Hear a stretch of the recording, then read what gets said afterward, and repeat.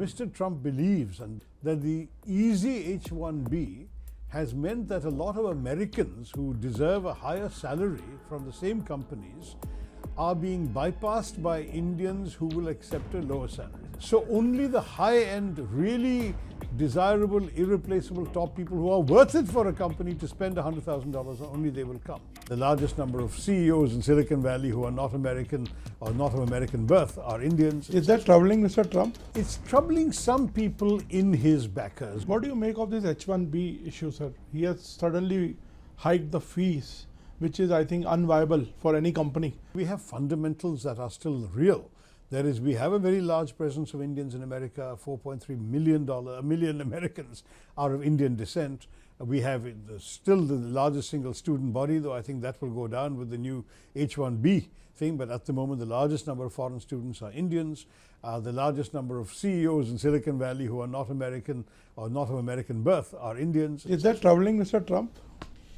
It's troubling some people in his backers because, let's face it, the anti-immigration constituency has suddenly become much more vocal and much more acceptable than before. America used to be a very open, welcoming and inclusive society, irrespective of your color, your race, your religion, whatever. Today, the dominant political forces, the so-called MAGA movement, are very openly anti-immigrants. And particularly the visible immigrants, that is, people of a different color who dress differently or look different, can immediately be spotted as not of the sort of white ethnic mainstream. They are being targeted much more in ways that were not considered politically correct in America in the old days, but today political correctness is not a priority. In the old days, the fee was $2,000 to a maximum of $4,000. Now it's suddenly gone up to $100,000. But you have to understand a couple of things. Again, the motives are principally driven by domestic politics. Mr. Trump believes, and the people around him have told him, that the easy H1B has meant that a lot of Americans who deserve a higher salary from the same companies are being bypassed by Indians who will accept a lower salary. So an Indian techie who comes and works for $60,000 a year is taking away, according to Mr. Trump's supporters, jobs from an American who would not work for less than, let's say, $85,000 or $90,000 a year, for argument's sake. I'm talking about a junior techie. The salaries go up at other levels.